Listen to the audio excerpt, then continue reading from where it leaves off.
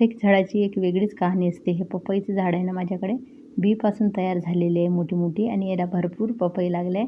याला मागच्या वर्षी भरपूर प्रमाणात आपल्याला पपया मिळाल्या होत्या. पपई फार गोड आहे. प्रत्येक झाड हे वेगळीच कहाणी सांगून जाते. म्हणजे प्रत्येक झाडांची एक गोष्ट असते.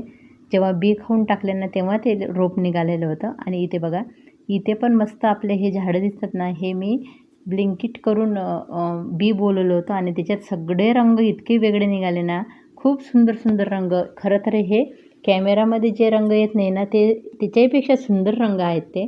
आणि प्रत्येक झाडाची अशी वेगळी कहाणी. बघा, कचऱ्याच्या साह्याने लावलेलं झाड टिकोमा, गोमफ्रीना, बाप्पांच्या आशीर्वादानं हार आणला होता आणि तेव्हापासून 2 वर्ष होत आहे आता, की बागेमध्ये हे फुलं नेहमी बहरत राहतात. सुकले की याचं रोप टाकायचं. तसेच हे फुलं सुकत नाही, पण जे जुनी फुलं असतात ना, ते टाकायची मोठी झालेली जमिनीत. नवीन रोपे निघते. तुम्ही कटिंगपासून सुद्धा ते झाड लावू शकता. म्हणून म्हटलं, प्रत्येक माझ्या बागेमधली झाडाची वेगळीच कहाणी आहे. सुंदर सुंदर रंग फुलांचे आणि प्रत्येक झाड कसं आलं ते कळत नाही. बघा, हे आता रस्त्याच्या साईडनं एक कटिंग आणली होती. आता यालाही फुलं येईल बहुतेक. खूप वाट पाहायला लावली आहे प्लॅन्टनं. त्याच्यानंतर बघा, हे किती सुंदर आहे डबल पेटल निशिगंधा. हे पण मला खूप महाग मिळालं होतं. आता बघा, माझ्याकडे खूप जास्त बल्ब तयार झालेले आहे. आता इथे पण बघा, हे पण मनाने निघालेलं आहे आणि हे पक्ष्यांनी बी टाकून निघालेला कडुलिंब आहे. म्हणजे याला बोन्साई केलेला आहे मी. म्हणून प्रत्येक झाडाची वेगळीच कहाणी आहे माझ्या बागेमधल्या. तुम्हाला तेच दाखवते. आणि हे बघा, हे मदर प्लांट आहे अडेनियमचं. आणि हे पण पूर्णपणे पावसाळ्यात सडलं होतं, तर कापून परत त्याला चांगलं करून लावलं. त्याला पण परत ग्रोथ आली. हे सगळे त्याचे बच्चे आहेत. म्हणजे हे सगळे त्याचे तयार झालेले बीपासून.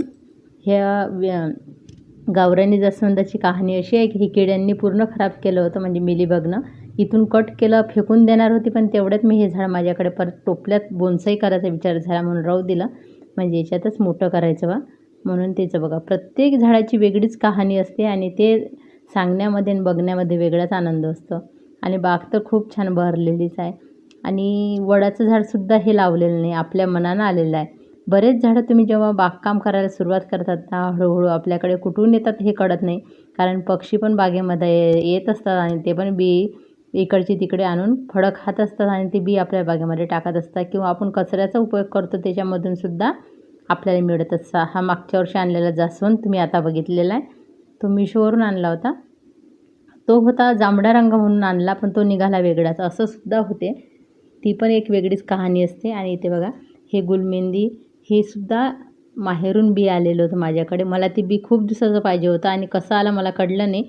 आणि त्याच्यानंतर आता यावर्षी लावलेली झाडं, ते बीचं असा एक वेळा तुम्ही लावाल ना, तर नेहमी तुमच्या बागेमध्ये बालसम म्हणतात त्याला, ते निघतच राहतात झाडं. दरवर्षाला बी पडते आणि झाडं निघतात. आणि पक्ष्यांची सुद्धा बघा किती सुंदर ये जा होते. म्हणजे एक नैसर्गिक वातावरण तयार होते जेव्हा तुम्ही बागकाम करता. म्हणूनच तुम्हाला एवढा आनंद मिळतो.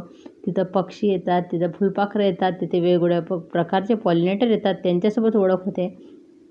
कचऱ्याच्या साह्याने भरल्यामुळे बघा किती वेल निघाले. खरबूज, टरबूज असे वेलं न लावताच हे सर्व निघालेले आहे.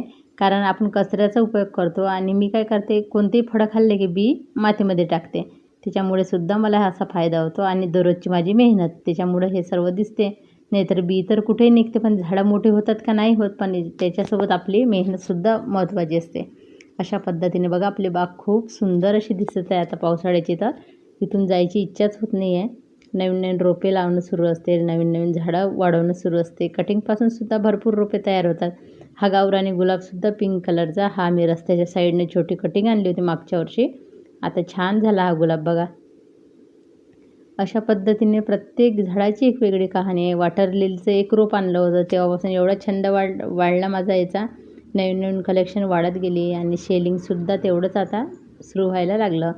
भरपूर मेसेज येत आहे. जेवढे झाडं असले तेवढं मी देण्याचा प्रयत्न करत असते. धन्यवाद सर्वांचे मनापासून. तुमचे व्हिडिओ पूर्ण बघितल्याबद्दल धन्यवाद.